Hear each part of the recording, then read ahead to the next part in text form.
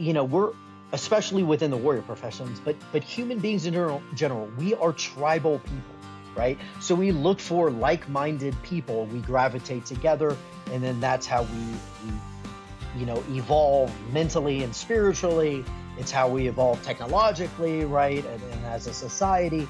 And so when people are struggling, right, which has turned into a new term often called trauma bonding, but when people have a common struggle, they tend to gravitate towards each other.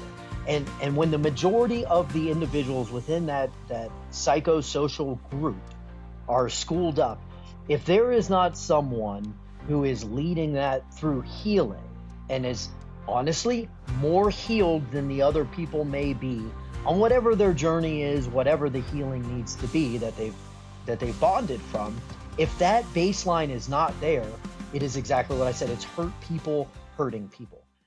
Hello, friends. I'm proud to give a shout out to our sponsor, the Canadian Legacy Project. Veterans Affairs Canada is very limited in its service offering to veterans, so the Canadian Legacy Project has stepped up to fill the gap. CLP develops and delivers a full suite of free programs for Canadian veterans. CLP celebrates our veterans by offering meaningful support for healing and the transition to civilian life. Homes for Heroes, Business Boot Camp, Service Dogs, educational bursaries, equine therapy, and more are available through the Canadian Legacy Project. Find out more at canadianlegacy.org. Hello, all you beautiful souls. Thank you for joining me for another edition of Operation Tango Romeo, the Trauma Recovery Podcast for veterans, first responders, and their families. As you probably know, if you've been a fan of the show for any length of time, this show started as an augment to peer support. That's how it all became. So when I was a peer support leader, I thought, geez, look at it. Look at this. All these people coming from 2-3 hours away once every other week. This must really mean a lot to them. So I decided, well, let's make peer support available to the whole world.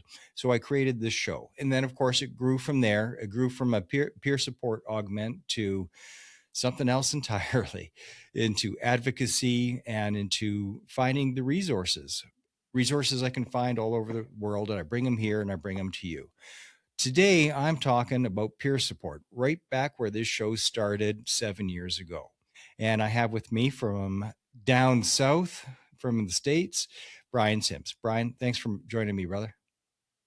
Thank you, Mark. I'm honored to be here, and I'm really excited for this conversation we're going to have today. Well, I appreciate it. And it's so interesting to me that the military is the military. Anywhere in the world, there's going to be commonalities. But Canadian and American, there's going to be a lot more crossover because we tend to train together, often are deployed together. A lot of my friends that were in Afghanistan worked directly or around the Americans at least. And there's always been a good, healthy, mutual respect there. At least that's what I've seen. And we were just talking off air. You've worked with Canadians as well, which is pretty cool. Mm-hmm.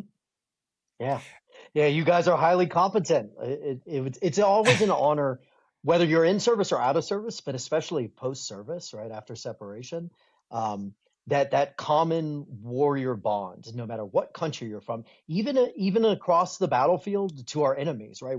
We all share those same common traits, the warrior mentality, and also that brotherhood and sisterhood. No matter what your tribe is, overall, we are all under the same banner of that warrior mentality and warrior spirit. Well, there's things that we understand that others just possibly couldn't. When I don't get asked for stories very often, but when I do, I never know which ones to tell because they're great for us to tell each other and we'll have a good laugh. But other people, they just look at you like you got 3 heads and they couldn't possibly understand. And all the best stories are from being overseas on a tour anyway. Although there are some pretty good stories from training. Some of my favorite ones were actually being at Camp Pendleton or 29 Palms.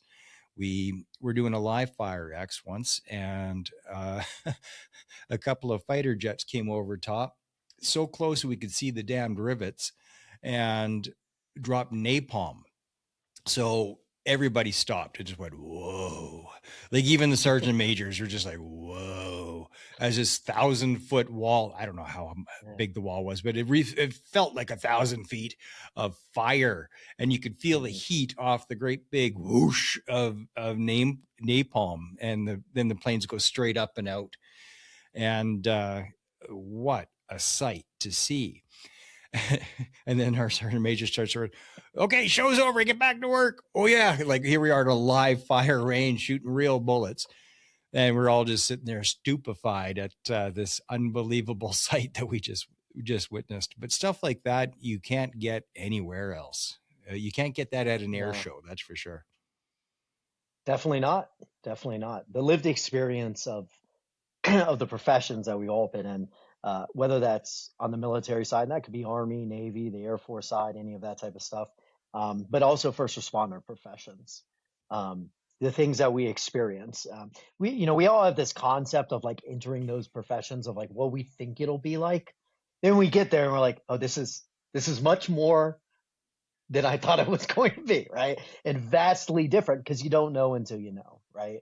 And Yeah. so us all, especially like you and me, for instance, we may be separated geographically, but that common lived experience, which is the foundations to peer support as an evidence-based practice, that's the thing that I've always appreciated about your podcast, and some of the people you've had on your podcast, like for instance, Wiz Buckley, right? I've known Wiz for many years, through our Project He's a Rebirth good program. dude. We've sent awesome guy, yeah.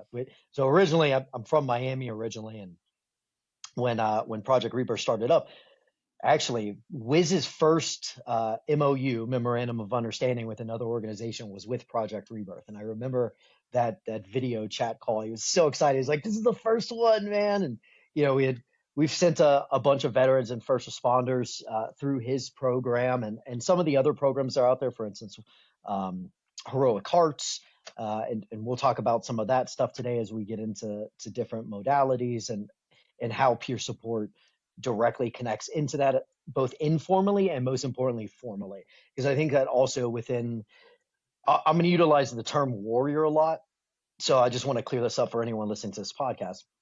When I say warrior, I'm utilizing it like a colloquial term, meaning veterans, first responders, and other types of emergency responder professions, right? The public safety side as well as the military side. I like that you So don't make within that division, because I find it's the same way. Um, First responders, cops, EMS, they're really similar to us, and Mhm. they both have they've how I see it is that we've all seen the devil. That's the bottom line, and I Mhm. think that's what makes us different from the rest of society. Is we've seen the devil, and not everybody in the military has seen it, but for the outside the wire deployed types, um, you've seen it, whether you recognize it or not. You've seen it. You've seen the footprints of the devil. You've Mhm. seen the worst of humanity. You've seen cruelty beyond measure and the worst that society has to offer, which gives us we live in a different paradigm than the rest of the world. Like the rest of the world, a friend of mine would call them bubble people. They're living in their bubble. And Yeah. it's us that provides that bubble for them. Mhm. They don't know, uh, nor should they, as my dad once said to me. Mhm. It's like, Dad, you have no idea. He goes, nor should I. That's why you're doing this. And I go, oh Mhm. yeah, I guess that is why we do it. We do it so that nobody else has to understand just how horrific the world can be. Which is why when you see some of the protests and that, and I'm like, what is it you're protesting again? What is this thing you think is so bad? Oh, that's upsetting you, really? Well, all right. You probably feel that you're quite justified, but trust me, it gets worse, a lot worse. It absolutely could. So I love the way that how you shared that specifically. I'll take us a level deeper that I think is a fundamental mindset that sometimes is learned because you join these professions, but I think that it really, for most of us, goes much deeper in that fundamentally, what I'm about to say, this is innately who we are as warriors, is that there's two types of people in this context I'm about to talk about. But those two types of people are this. Do you run towards gunfire or do you run away from it? Right? Am I willing to go put myself in harm's way to protect others, whether I know them or not? Or are you in survival mode? And both are equally plausible. They're both fair assessments and reactions to a given situation. But the fact that we signed up to do that explicitly at core, right? That is what separates us from the majority of civilians. And then from that, as you were referencing, we've seen real evil in the world, real evil. That's not to say criminals or even people that we fought are evil, because I saw a lot of people interacted in violent ways with people who were just trying to do the same thing that I was trying to do. And they were on that battlefield because that's the way they grew up, right? Like if you think about Afghanistan, the vast majority of people fighting in Afghanistan were not Afghans. They were jihadists that came from other portions of the world, other countries, right, to come and fight, the West, the evil West, right? And so there's a lot of research into and some DARPA stuff as well, from some of my buddies that worked in DARPA that were in special forces and worked on the intelligence side and worked on like working with different Muslim sects and trying to get them to agree, like Sunnis and Shias, and who are violent against each other as it is anyway. But regardless, I think that the way I normally describe this to civilians, because that's a large portion of I think where my strength is interpreting for civilians what it's like for us, right? And also to other professions within the warrior communities. So again, that could be like Army versus Navy, which are totally different cultures, right? Or it could be a firefighter and a Or the law Air enforcement Force, officer. or the Air Force, it's like the military but different. Well, yeah, because they have nice things, right? and that was always and funny. good food. Exactly. I saw so when I went to Afghanistan, I didn't go as an infantryman, which I'm an infantryman in the army. I actually started in the intelligence complex, and so working for one of the three letter agencies, and was doing intel work on that side, mainly human intelligence and geospatial intelligence, and then coordinating that to create target packages and find some really really bad guys. And the task force that I was on at that time, we tracked down who this dude was.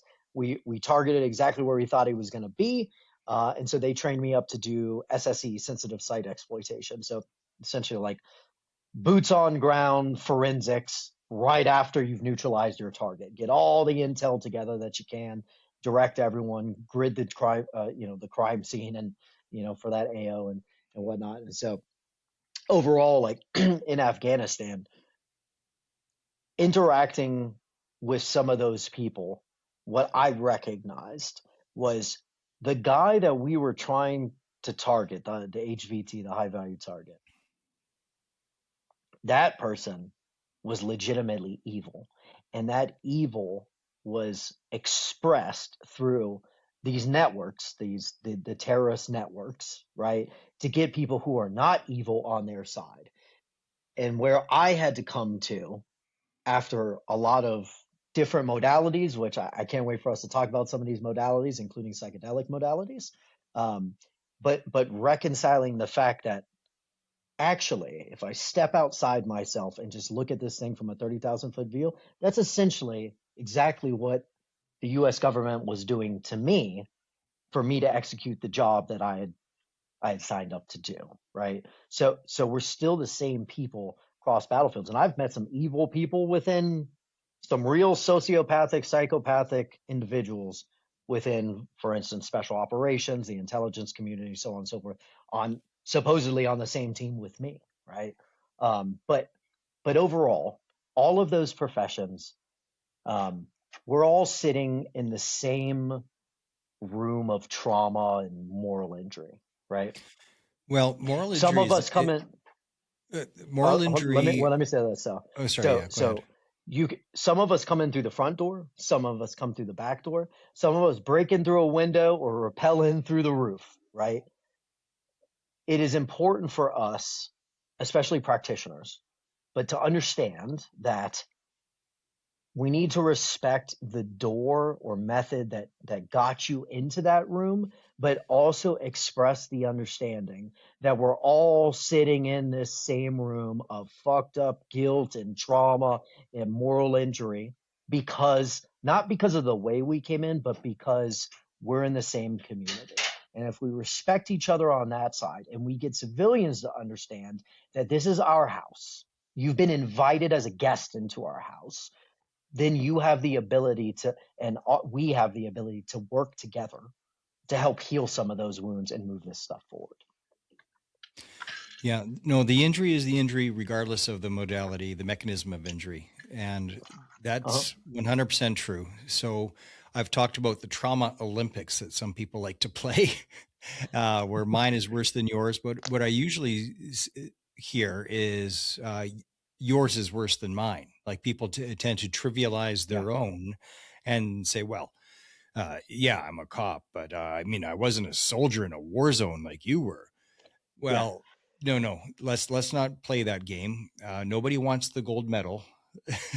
That's a gold medal nobody wants. You know, it's all the same. At the end of the day, are you injured or are you not? Do you have symptoms? Are you suffering or are you not? I don't care how you got there. It doesn't matter. So the trauma Olympics is something when I do speaking gigs that I definitely address in the room when I got a room full of police chiefs or whoever it is. It's like, no, I don't rank you in the trauma Olympics. We're all the same. We've all seen the devil.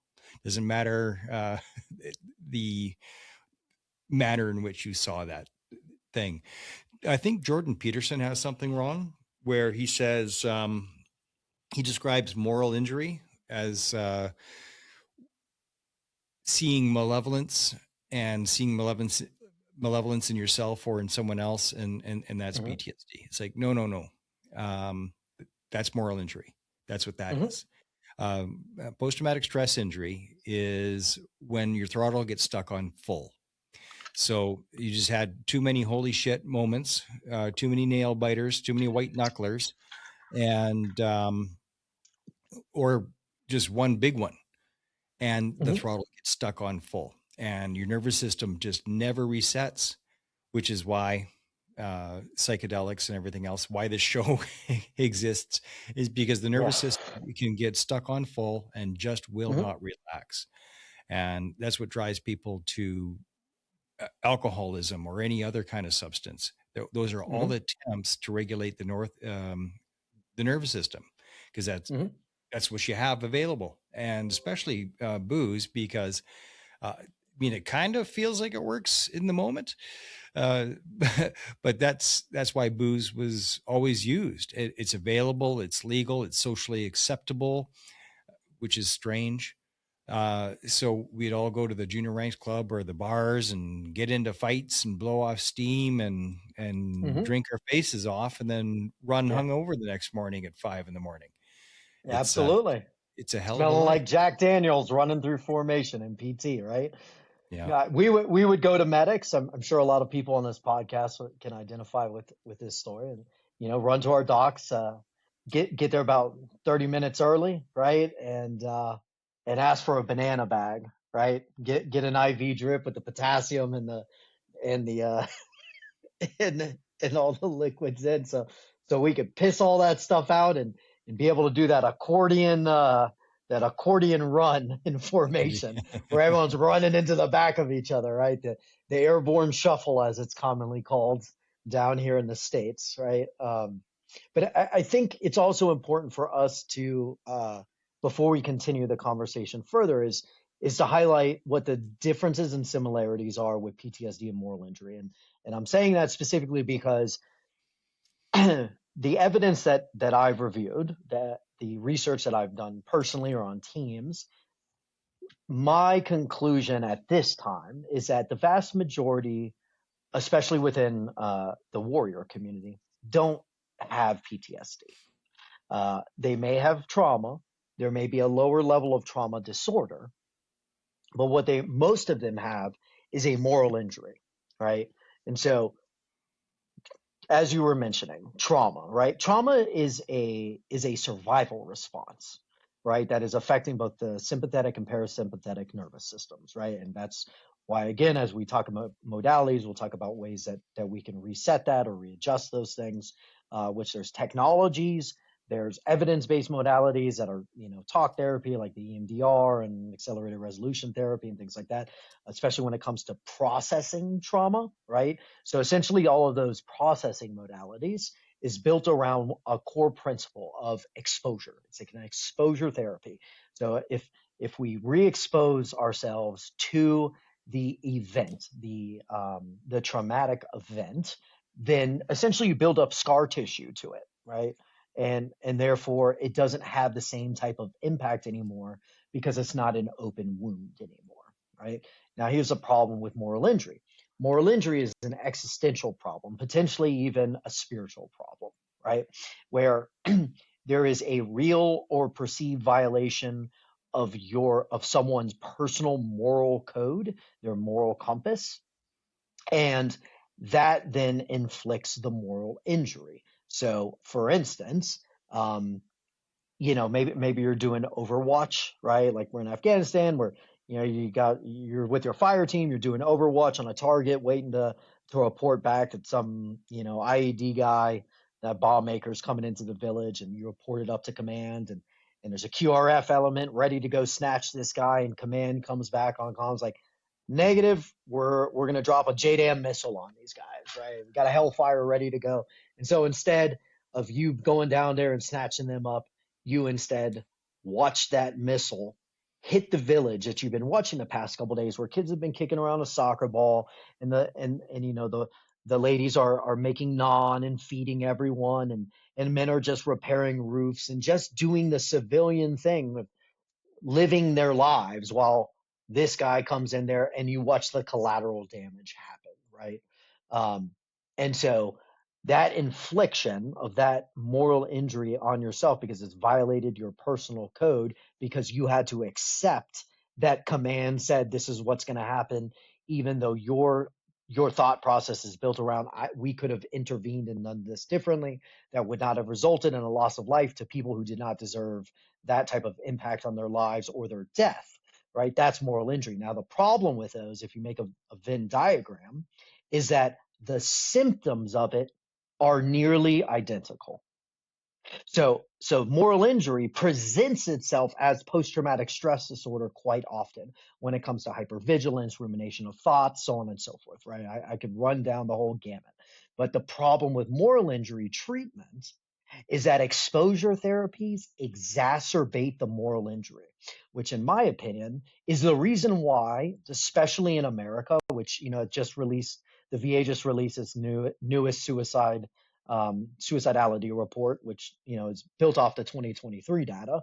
But by and large, I think that this fundamental problem of clinicians not understanding what moral injury is, and therefore, like the DSM-5 TR specifically, only having a Z code now for moral injury, which is brand new. I think it was like August or September was finally added, which is not giving a diagnosis. It's more like an annotation underneath PTSD that this person has a moral injury, means that clinically, when they're creating a treatment plan, the clinicians, like specifically within the VA, have no tool to say the real problem is a moral injury, and therefore provide treatment specifically for that. Instead, you're getting exposure therapy. So you could go through a PTSD program or a co-occurring disorder program, of which I've been through a whole bunch of them, and process your trauma. And then they may be tracking some of that with clinical outcome scales, but like a year, 2 years down the line, the symptoms return. So it's like, but I did all this work, and I swear, like I had processed that thing, but why am I still feeling this way? Why do I see the return of symptoms? And so you keep going back, and you keep being given the same medicine, right? Maybe a different brand, but functionally the same medicine. That medicine is not healing the moral injury. The way you've described that, it makes a lot of sense why the efficacy rate is so low. A big reason why this show exists is I'm looking for the better mousetrap, because the system sucks. Mm-hmm. The American stats within the American military is that the treatment offered by VA is like 12 to 16% effective. That's it. Mm-hmm. And Yeah. the Canadian OSI clinic, it's the same, 12 to 16%, somewhere in that range. And internationally, it's about 12 to 16%. Mm-hmm. And I agree with you. I think one of the reasons why that is treating everything the same. The challenge with PTSD symptoms is that there's a lot that line up with it. I've boiled it down to brain damage. You can see a post-traumatic stress injury on a PET scan. So you can see Mm-hmm. it, the actual change to the structure of the brain in a scan. But at the end of the day, it's neurological damage to your nervous system. Nervous system, your brain is just a part of that. It's not the whole thing. And that neurological damage lines up the same no matter how you got it, whether it's moral injury, whether it's actual PTSD as we've just described, or mefloquine poisoning, or Mm-hmm. concussive blast, CTE, or concussion. There's all kinds of different brain injuries that all line up exactly the same or almost exactly the same in the DSM-5. So can you actually be good at diagnosing and saying this is the problem? No, you can't, because it's too similar. All the symptoms are similar. So Mm-hmm. it's my belief that just call it brain damage. Just do that and start from there, because that's what it is. And it's also why I believe psychedelics are the by far the best way to go. Now, I was just on the phone with a friend last night that's looking at some issues with getting cut off from Veterans Affairs and whatnot, and has to go back to work, Mm-hmm. but doesn't know if he can handle it. So I've recommended to him, in the short term, go get SGB, stellate ganglion block, and get that done now. Yeah. Get Mm-hmm. it done right now, and do it every 6 months, or as needed. But that's not a fix. That's Mm-hmm. it's a great coping mechanism for now, because it relaxes your nervous system for now. But psychedelics are actually neurogenerative, so they Mm-hmm. fix your brain. If all these things line up as brain damage, well, then let's fix the brain. And psychedelics are the only way that I know to do that. And it seems Mm-hmm. like iboga is on the top of that list, followed by both functional and psychedelic mushrooms. What have you found? So our thought process and our outlook is very aligned. I do believe that that the brain damage component of it, like you've described, is a key factor. It's certainly an indicator, right? Um, but it's not the whole thing. It's the neurobiological component that then translates into another portion, which is disordered thinking, right? So the biological component can be treated often, which then helps modify via neuroplasticity, especially when we're talking about psychedelics, and we'll get into like the nuances of the psychedelics in a second. But it promotes the ability to reorder your thinking, right? Um, and so what it really requires is a holistic approach, as opposed to Western medicine's care model for approximately last 100 years, which is essentially palliative care. They treat symptoms, not the underlying root causes, in the vast majority of the portions of medicine, whether that is like physical and general practitioner side of stuff or psychiatric medicine, right? We're very dependent upon reduction of symptoms, and then maybe we'll be able to start working backwards from there, right? When what we found is, and remember, the understanding of neuroplasticity is like essentially as part of dogma now within both psychological and psychiatric professions, as well as the medical profession in and of itself, is like 20 years old. Prior to that, we believed your brain is screwed.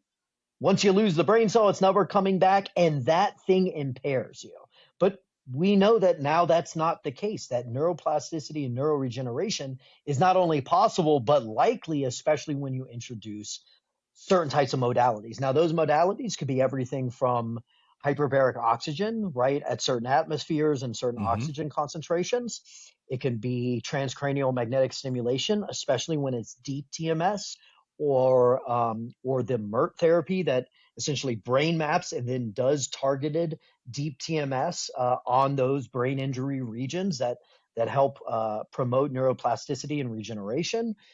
Then obviously the psychedelic side. Now, moving into the psychedelics conversation, so I used psychedelics for my healing, right?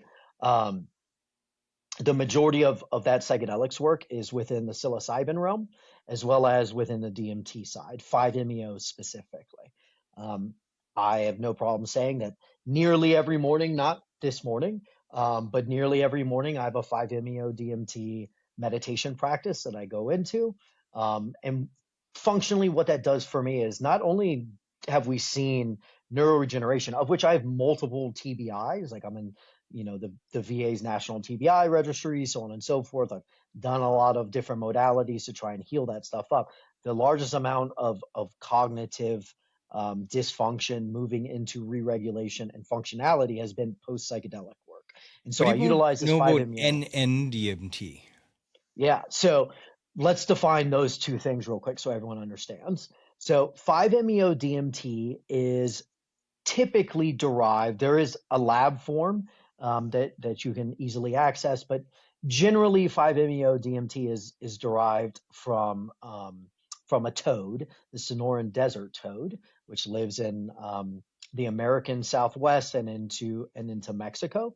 And so that there's been a lot of like weird ancient traditions about that, and a lot of people in the psychedelics community, myself included, are very intentional about ensuring that ecosystem, that toad's ecosystem, remains a viable habitat for them, the same way that's where peyote grows, is like through that other bands as well.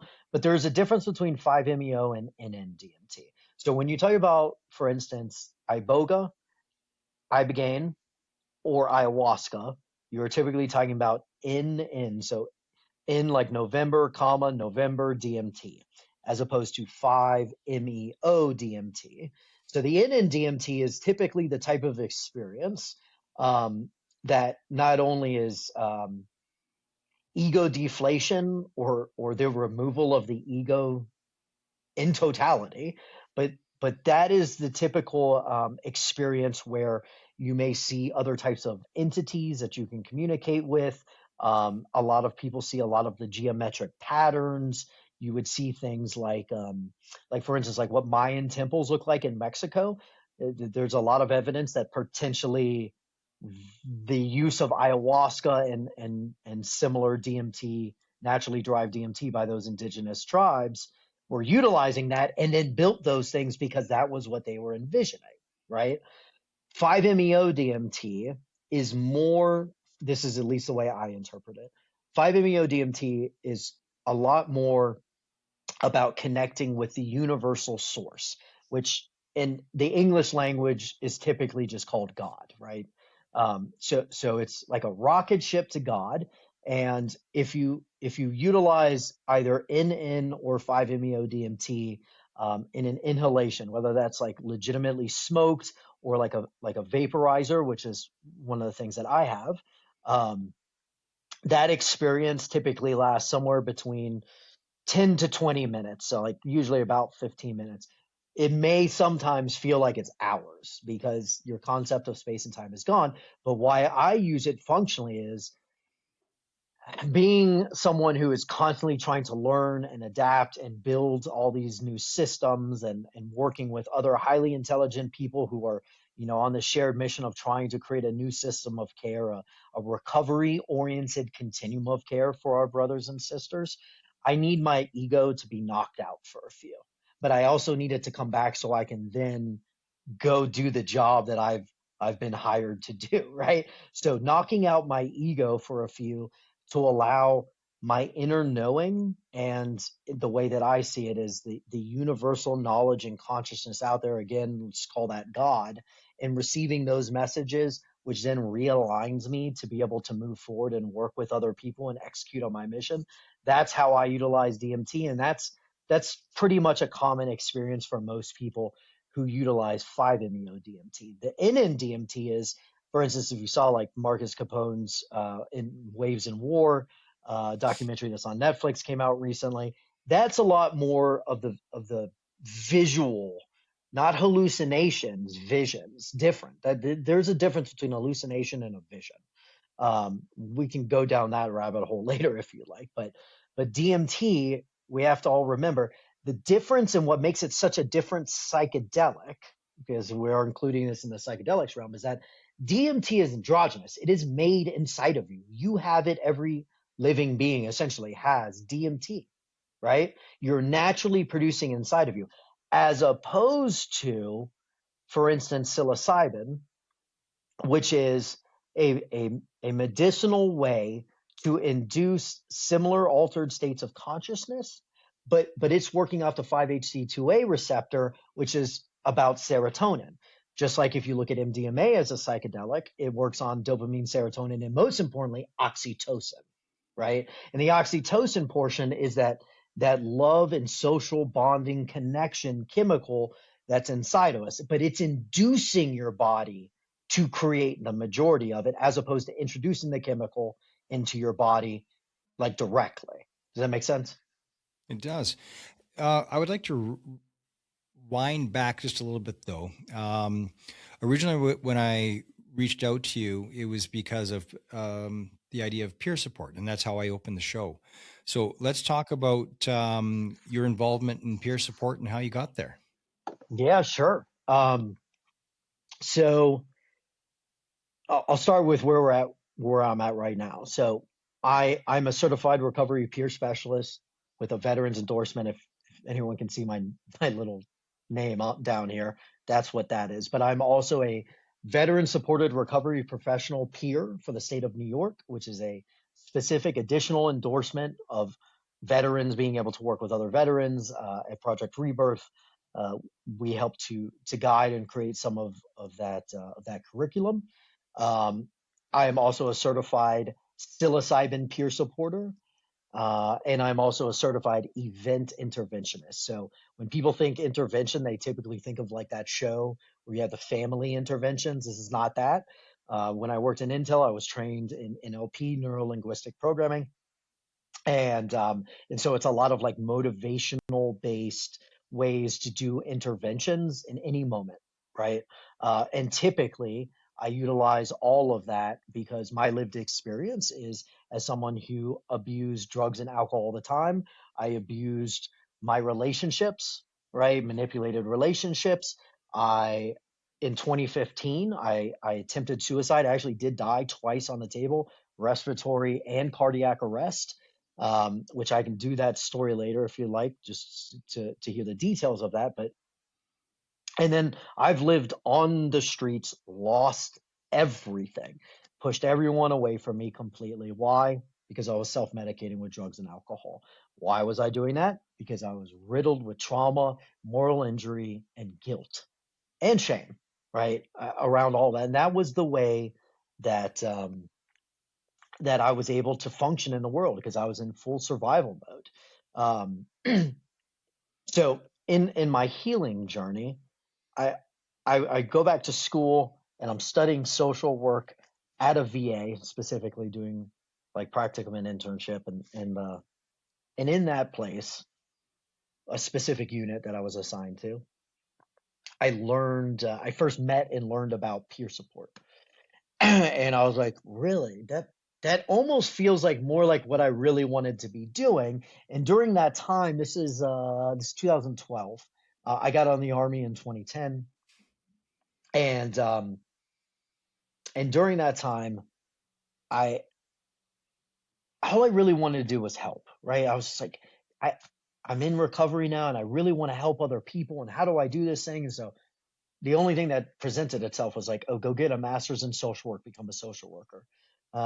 But then watching what peer specialists were doing and where they were very directly utilizing their lived experience to quickly build rapport and help a brother or sister in arms navigate the different systems of care and become a voice for them to the multidisciplinary team of clinicians and doctors that were trying to treat the individual. I saw what a vital role that is. Now, some of the stuff I'm going to start saying is super spicy, and I'm not going to apologize for it. I'm only going to warn people. But I'm going to make this as a very direct, clear-cut statement. There is a difference between peer support, which is an evidence-based practice, and supporting your peers. Our language about peer support has been co-opted across borders, right, and incorrectly utilized. There's peer-to-peer mentoring, there's peer-to-peer support, but peer support in and of itself is an evidence-based practice. And to provide peer support in most states and in the United States, you must be a certified peer specialist, peer support specialist, recovery coach, depending upon what the language is and legislation inside those states. Why? Because hurt people hurt people. Okay. It takes a certain level of training onto a certain type of person to be able to do peer support. But anyone can support their peers. And that is a vastly different thing. Being And a go ahead. one of the big challenges with being a peer support leader and where it goes wrong all the time is when somebody isn't far enough down the healing journey themselves. And then it's the blind leading the blind. And you have to be far enough down the healing journey yourself to be strong enough to hold up others. And that's hard for a lot of folks because we're used to wearing the capes. We're the superheroes, we're and when you're used to being the hero, realizing that, oh no, I'm not ready to be the hero again yet. I still have to be the healing. I got to be the one that's healing for a while. And that's where it goes wrong when, at least that's what I've seen.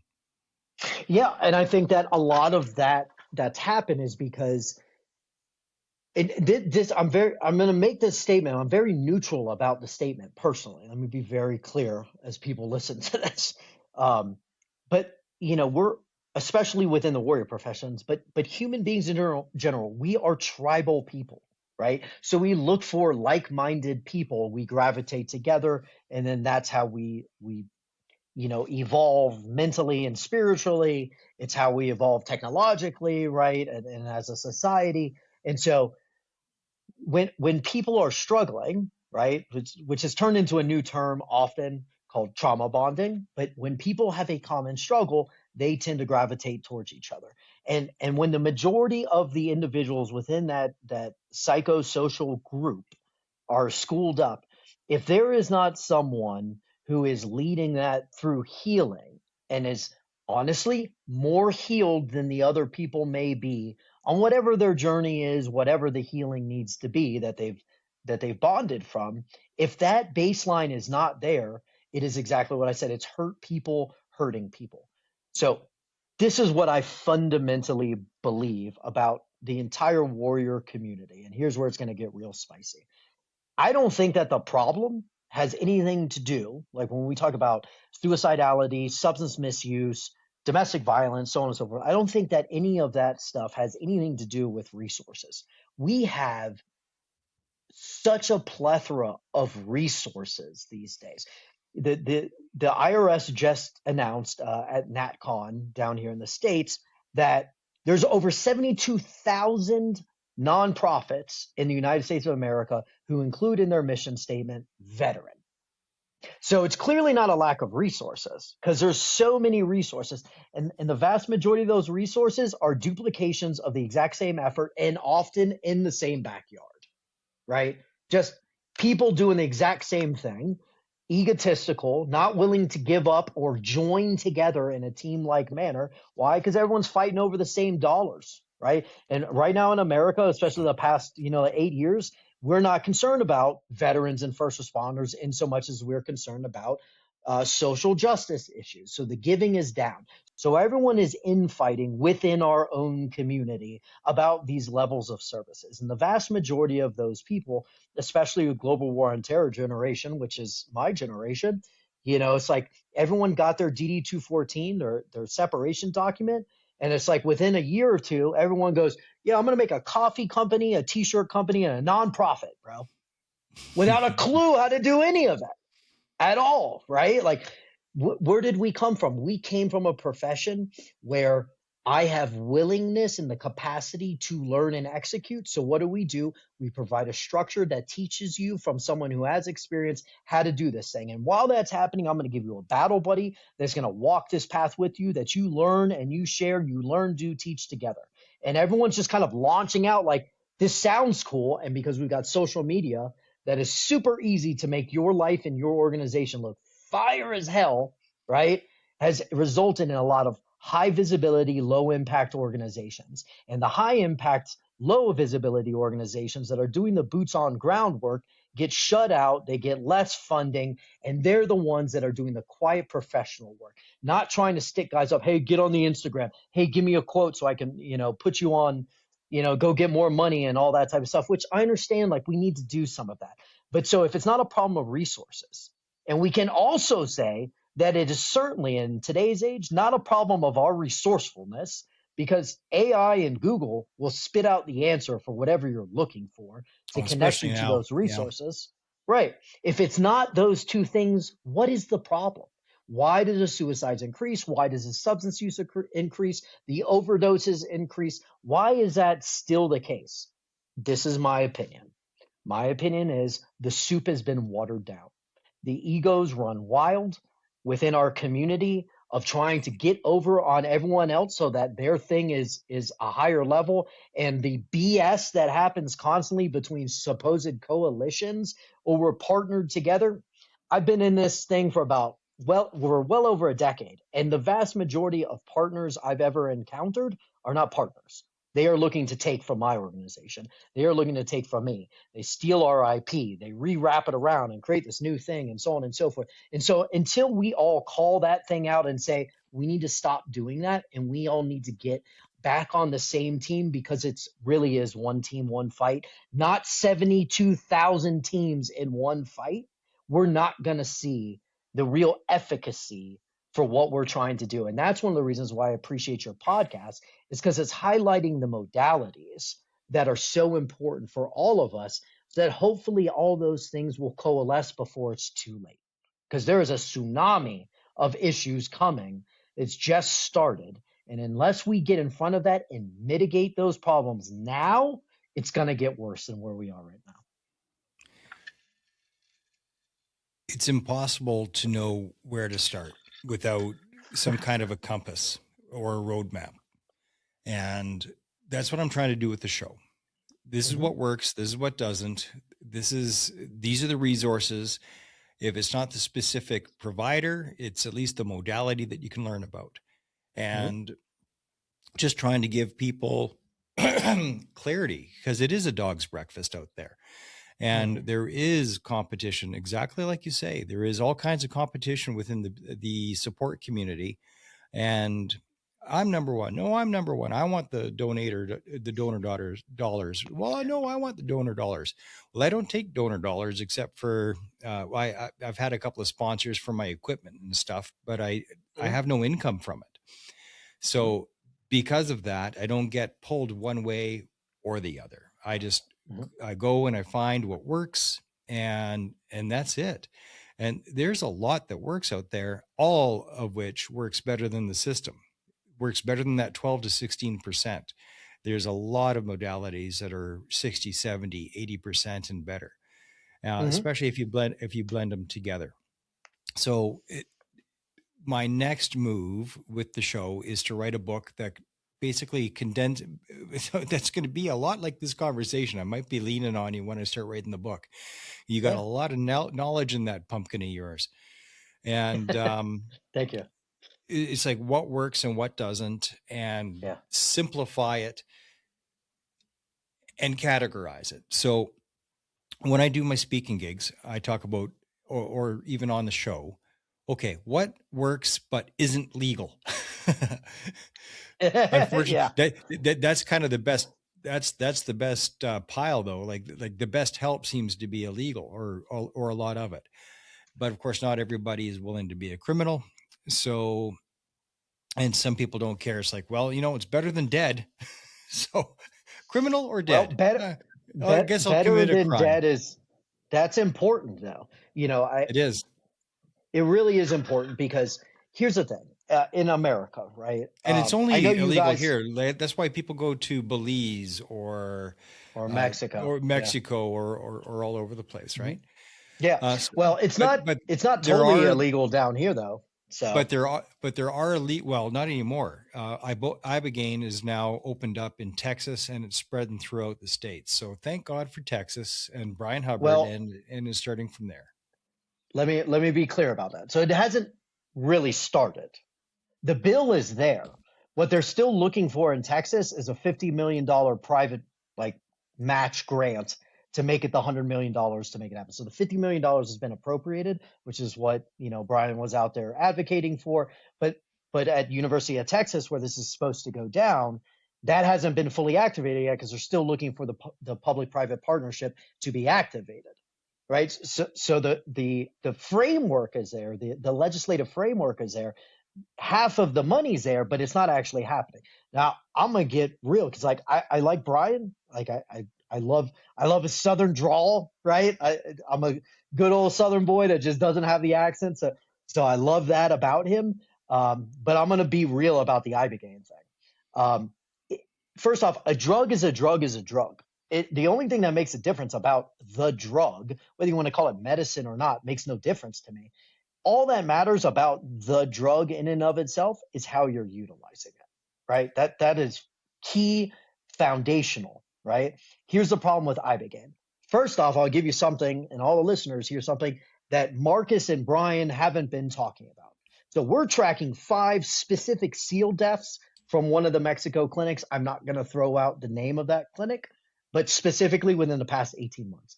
Ibogaine is Wow. an extremely heavy lift to do. There is a medical component of it that is vital. And one of those deaths, not the SEAL death, but another death just happened last month, I believe, down in Mexico. Okay. And Project Rebirth, we made a statement about it. And here's what needs to be understood. So first off, in the West, Canada and America specifically, we have one of the best medical withdrawal programs, whether that's titrating from like an SSRI, which is vital for DMT because you could die from that. You could go into a serotonin toxicity in your brain and die from it if that's not addressed appropriately beforehand. Or as most people like that have an alcohol use disorder, an opiate use disorder, which is that's what ibogaine is best for is someone who has an alcohol use disorder or an opiate use disorder because it induces a rapid withdrawal from those two specific substances. Now, here's the thing. Opioids, if you're addicted to opioids, if you have a dependence upon opioids, you will know what I'm about to say is true. As long as you're not utilizing benzos and alcohol where you're dependent on those as well, you're not going to die from an opioid withdrawal. That's not how it works on your body. It is miserable and you'll feel like you're going to die, but that's not the same as alcohol or benzodiazepine usage, where if you have dependence on that, you can go easily go into a seizure and die from that. Okay? Yeah, a friend of So mine did the die from alcohol withdrawal in a and I've hospital. lost a few. Yeah, Yeah. exactly still in a hospital. That's what a delicate process this is, right? And so we're sending people to those clinics, and I'm not saying that the clinics aren't medically viable or capable. What I'm saying is that people are so desperate for a freedom from the physical, mental, and spiritual pain that they're under that they're willing to take the chance and not go through the necessary steps to be able to have that experience happen. I've watched it in the psychedelic retreats that I'm involved with out here in Colorado, right? Is Where there ever people lie any about deaths that. from ayahuasca? Because I've never heard about deaths from ibogaine before. Are I there go also deaths from ayahuasca or any other plant medicines? So I'm not tracking anything specific on ayahuasca.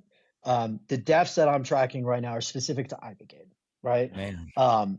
But what I do know is this: is I don't believe there's ever been a reported case of actual overdose like on psychedelics like psilocybin specifically, right? Yeah, I've never seen psilocybin, I it think, is happen. about as safe as it gets. I don't think it's possible to overdose or die from psilocybin, but I Yeah, think I the don't think you occasional can psychotic ingest break enough can for it to happen. happen.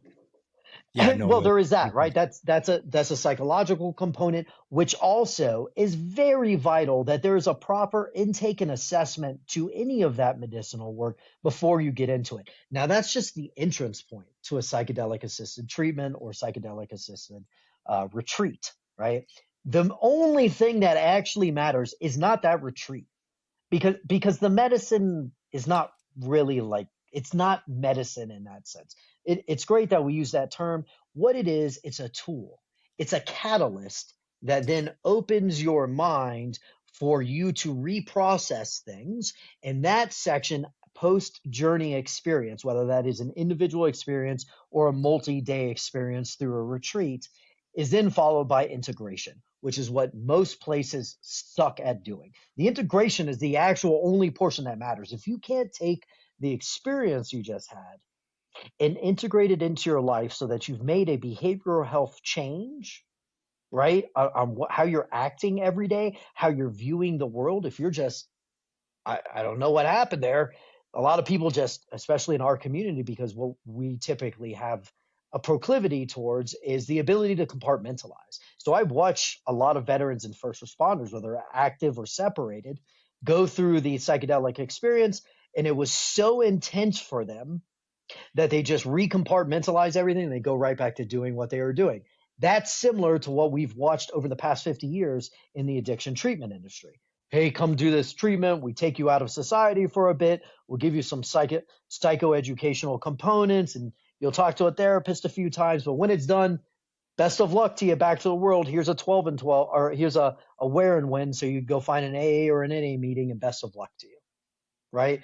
And so I'm watching that happen pervasive throughout our community. Not that there's not organizations, for instance, like No Fallen Heroes or Heroic Hearts, who are doing a pretty good job of the integration side, but the team that I'm now leading at the Heroes Journey Center in Colorado, in the Denver area in Colorado, all have, first off, we all have our lived experience. The majority of us, we're military, specifically special operations, including our clinical director, our chief clinical officer, and our chief strategy officer, who are both special forces psychologists. Um, we've all had this lived experience, and the majority of us also worked at the VA at some point. And so, just like what your podcast is trying to do to highlight all those modalities, we just said enough is enough. Let's create a place that we actually need in our community, which is a place that will give you up to 90 days worth of on-site treatment plus the additional supports of recovery through the Project Rebirth Recovery Community Organization, because there's a difference between treatment and recovery. Treatment happens in facilities, recovery happens in communities. Okay, that's the rest of the journey, the life's journey, right? Is what recovery is. So if you could come for treatment instead of, hey, we're going to give you one or two modalities, right? And we'll try and give you some supplementation and all that, like negative. Let's do all those modalities. Let's have hyperbaric. Let's have ketamine assisted therapy. Let's have transcranial magnetic stimulation. Let's do stroboscopic light therapy. Let's do the nutrition, the supplementation. Let's do experiential therapy. Let's do equine therapy. Let's do all those things with a buffet of options and work with that person, that participant, in a person centered way instead of trying to do, hey, you're a square peg. I'm going to need you to fit you in this round hole. We let you be your square peg and we'll just build a hole around you. I call You that get to meeting pick people what where that they're looks at. like. It well in the individual way, yes, but as a system that's known as person-centered care, which a lot of Mhm. people, a lot of organizations say that they do, but that's not true. If you go to an Yeah. organization, they're like, hey, you've got 90 days and this is what our protocol is, I promise you that's not person-centered care. That is them approaching you where you're at and telling you to conform with their programming, of which some people need. I'm not poo-pooing that, but we're talking about what the language actually means versus what most people think it means. No, I'm a big advocate of meeting people where they're at. And again, that comes back to this show. Like if you're not prepared to do one modality, well, here's 47 others, like pick one, but you got to do something. You got to pick something, Mhm. and anything's better than nothing. And And so peer support, right? That yeah, the evidence-based model of peer support is is an individual trained to help someone do exactly that. Because as you just said, 45 different modalities, how do you know what works for you? You need someone with further lived experience with at least some of those modalities or working knowledge of how those modalities work so they can help you navigate what that looks like. And then most importantly, especially for veterans, you need coordinated care. You need someone doing care coordination to ensure that, okay, here's another phone number, go give them a call. And you leave a message and it takes a while for them to get back to you. Or the same thing with an email. No, a warm handoff directly to an organization that's been vetted and verified to provide those services. And when that doesn't work, you still have a peer specialist that's walking the pathway next to you and said, hey, so that didn't work, let's try the next one, instead of being alone and just continuing to try and navigate the whole thing by yourself. That is the main role of a peer specialist. Really, what peer specialists are case managers with lived experience. But case management is a separate billable modality, right? So we can't say that. So technically, what a certified peer specialist does is they are educated and experienced in the application of their lived experience to build rapport quickly and help their peer navigate the benefits and pitfalls to accessing the benefits of the care that that person's not looking for in a self-directed way instead of a program directed way.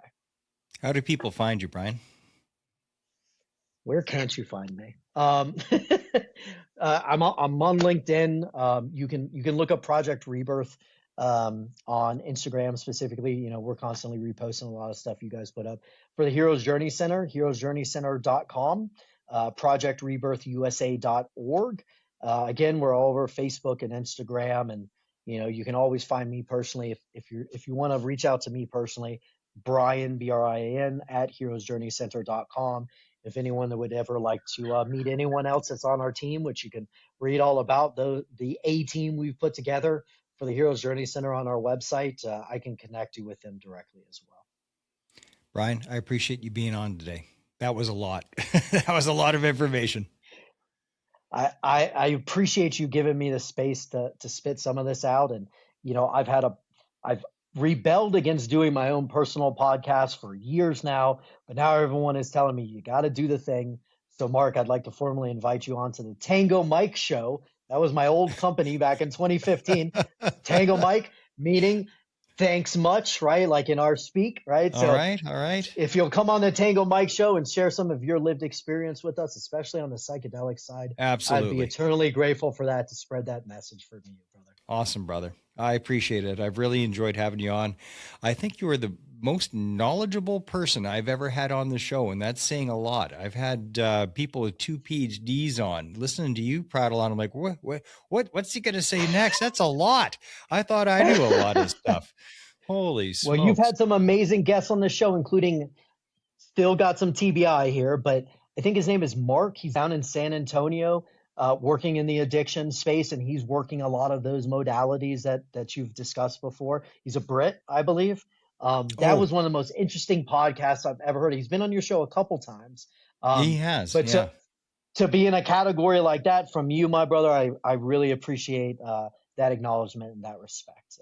I Oh, love you doing this stuff. I love sharing knowledge. And brother, I can't wait to share some more with you over on our side of the house. Well, it's important for people like yourself and myself and so many others to be doing this work, because people want veterans want culturally competent people. I had Hmm. an old friend from junior high on, Ryan Collier. He's a paramedic, and he talks about cultural competence. And it's like, well, I personally, I think that veterans, first responders, that you can put us all in the same room and it's all a fit. Like Mhm. I don't really see a division there. But he believes that paramedics should talk to paramedics and firefighters should talk to firefighters and police should talk to police. So, well, maybe like, okay. But to me, it really breaks down to, like you said, the people that run towards the bullets, or in the first responder world, the proverbial bullets. There's not too many bullets Mhm. that you got to run at least not very often. And I, I, I just see us as all being the same, Mhm. different mechanisms of injury, different environments, but it's all the same. And I don't make a division between EMS or any of the first responders Yeah. and us, not at all. But Brian, thank you, brother. Please stay on the line, and Absolutely. we'll close out. You're listening to Thanks so Operation much. Tango. Thank you, brother. And you're listening to Operation Tango Romeo, the Trauma Recovery Podcast. If you found value, and I don't know how you couldn't, oh my goodness, what a conversation today. Please help me help others. Help somebody by sharing. Share like the sugar bear, because sharing is caring. You'll probably save a life.